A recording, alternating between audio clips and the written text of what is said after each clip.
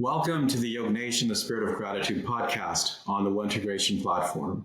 Hello, friends. My name is Yogesh Patel, and this podcast focuses on bullying, self-awareness in our inner spirit, inviting high-profile guests to share their experiences on these topics.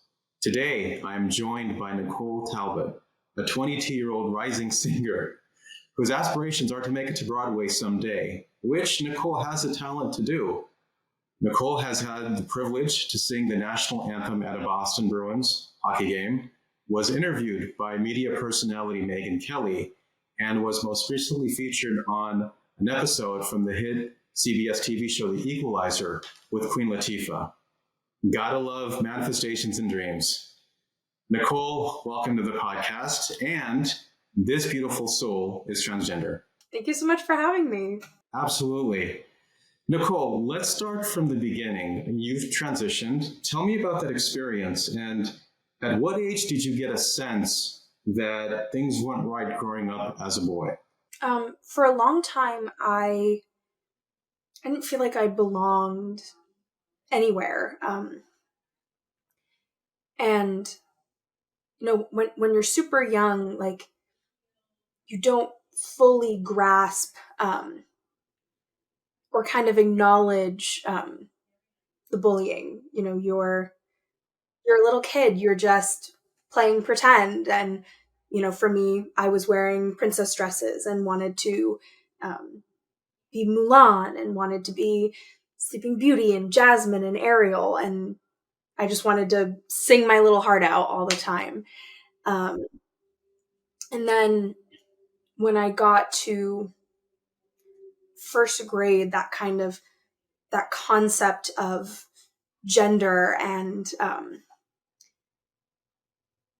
the need to conform, or how society made me feel I needed to conform, both my teachers and my fellow students. And for many, many years, I felt a lot of shame for being different. I also have a language-based learning disability called dyslexia, and I was bullied for not being able to read, and then I was bullied for being feminine, so I felt like I couldn't ever get it right. Did your parents try and tell you that, try to convince you that you were in the right body, or what was that? What were those conversations like with your family as you were growing up, knowing that you were, your soul was that of a female? Yeah.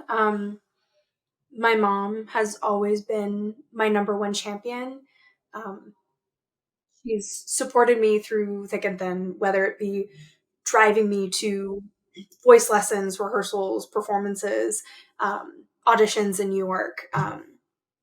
No matter what it was, she always stuck by me. And, she says this all the time. But, her degree is in journalism. And when I started being consistent, persistent, and insistent, that I was a girl, and that, persistent, insistent, and consistent. Yes. Nice. Okay. When we got to that point, she immersed herself in research and finding articles and other parents that were parenting children. I'm going to take that again. She dove into research to discover and find other families that were like us, different, I don't want to say like medical professionals. Cut that. My mom, she dove into her research and was incredible at finding families like us and, children that were different. And that was one of the best things that I could ask for. We were on a journey together, and, she acknowledged that as a mother, like, she didn't have all the answers. But the best part is that she listened and supported me through that self-discovery. My father, on the other hand, was not that way. My parents got divorced when I was 2, and I always had a difficult relationship with him. Hey, Nicole, another question I just thought of. What is your dream role at Broadway? And Yeah, honestly, my dream role for forever since I was a kid was to play Elphaba. And growing up, like being a boy, like everybody else was like, huh? Like, that doesn't make sense. Why do you want to play Elphaba? I'm sorry, for context, who is Alphaba? And So my dream role is to play Elphaba in the musical Wicked. Wicked tells the story of the Wicked Witch of the West, and how she potentially wasn't the villain, that she was just different, and the world around her saw her as wicked, saw her as evil. And I've always idolized that role. I've idolized the women who have played her. Um, and I would like to be the first transgender woman to be part of that legacy. So we're manifesting. I, Nicole Talbot, am the first transgender woman to play Elphaba on Broadway. So fingers crossed. make it happen, Nicole. Make it rain. So yeah, that's the dream. During the moments when you're not going to say you had these thoughts, but again, just how you lived your life at the time as a child.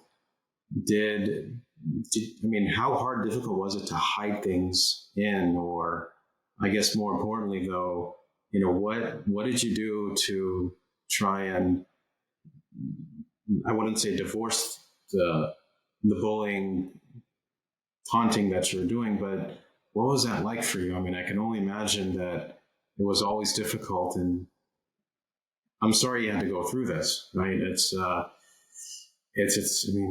tough. Please, anything you could share on that perspective. The way I got through was music. It was the one constant in my life. And doing theater, I was able to escape and play a different character, and kind of separate myself from the life that I was living. One, I loved being on stage. I loved performing. I'm at my happiest when I'm there, underneath the lights and listening to the audience. Like it's my favorite place to be. But also, it gave me a safe environment and friends that didn't need to know or didn't care what my identity was or what my reading level was. It was purely about who I am as a person, and that's why I was close with them. And so that got me through my childhood, and to this day, singing it's my number one passion. That's amazing. I mean, it's hard it's hard as it is trying to do something that you're passionate about, yet at the same time, perhaps having the unwarranted or unwanted thoughts and comments that are directed towards you. As an advocate within the transgender community, Nicole, what do you say to people that helps break down stereotypes and reduces the rhetoric? Yeah, I feel like the biggest thing is the majority of people that I have met that have not supported me initially had never met someone like me. their only awareness of transgender people and their lives was through media, was through what was happening on their TV screens and what was happening in the news. But when they actually met me and had conversations with me, they realized I was just like their daughters, like their granddaughters, like their nieces. And that happened here in Massachusetts when I helped pass and protect legislation protecting transgender people in public accommodations. And people had never met someone like me. And they were like, oh, wait, you remind me of my daughter who is in middle school and wants to perform on stage and just be who she is. Like, she's just like everyone else. A person that's listening to perhaps a reel or this video, listening in the quiet corner of their room, what would you say to them in terms of the experiences that you've had shared, whether it's the dyslexia or the transitioning or, finding your inner talents and letting those shine? What do you say to them? I would give this advice to my inner child. Find your community. Find joy in your life every single day, no matter where you can find it. Whether it be the smallest thing, like getting your favorite snack, or me performing for the Boston Bruins at their Hockey is for Everyone event, or being on national television with Queen Latifah. Like, no matter what it is, like find that peace of joy, and that part of yourself, and find that in others that doesn't make you feel so alone. Is that the same advice or perspective you would give to a high school student or perhaps someone in middle school who, again, perhaps was maybe thinking about their own trials and tribulations? Yeah. Find your community. I know my school had a group that met every week for those that felt different and were transgender, gay, bisexual, whatever. It was a community. And I went to school with a lot of international students, so there was a lot of community there as well, and support in differences. When I was at least in high school and middle school, it was kind of built into the curriculum with all of us being dyslexic, was to curate each child's experience to what they need. And I wish more school systems were like that. But there must have been some self-affirming affirmations or self-fulfilling affirmations, right? That you would either recite or read or just, have it here. What were they, if you don't mind sharing that? A lot of them, the kind of classic, like, I am beautiful, I am strong, I am here. But one of my favorite quotes. It works, it seems like. And it seems as though it works, these affirmations. But my favorite quote, and it's on a music box my mom gave me, but it says, move energetically towards the greatest good you see and be willing to be redirected.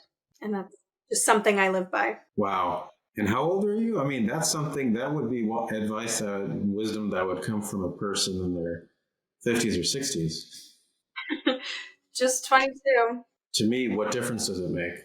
You're an individual soul, you're adding value, you're making people happy through your profession, through your passion. To me, why does it matter? I mean, and I say that again, not to defend the person, but actually to defend you. It's like, if you're trans, okay, right?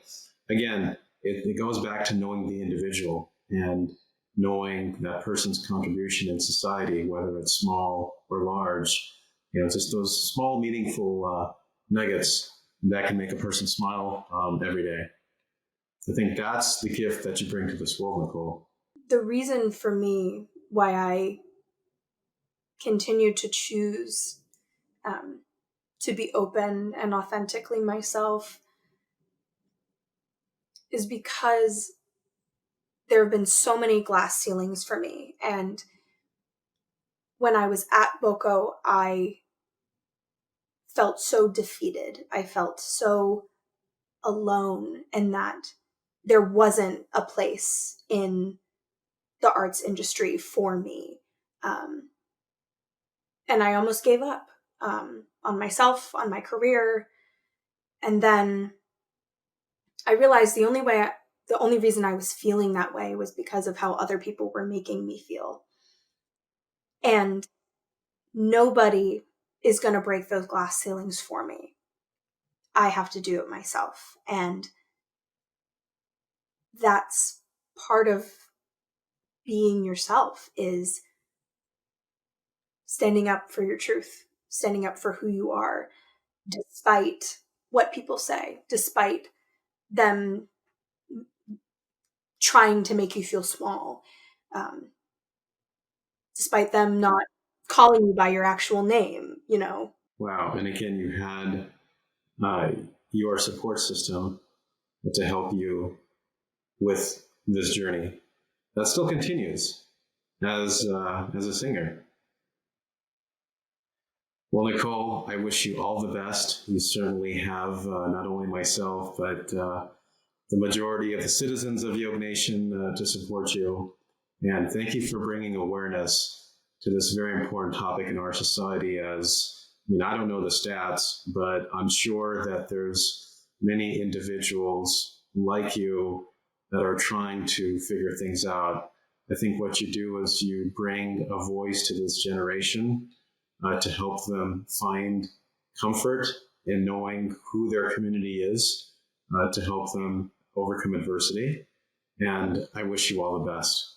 Thank you, Nicole. Thank you. Thank you so much.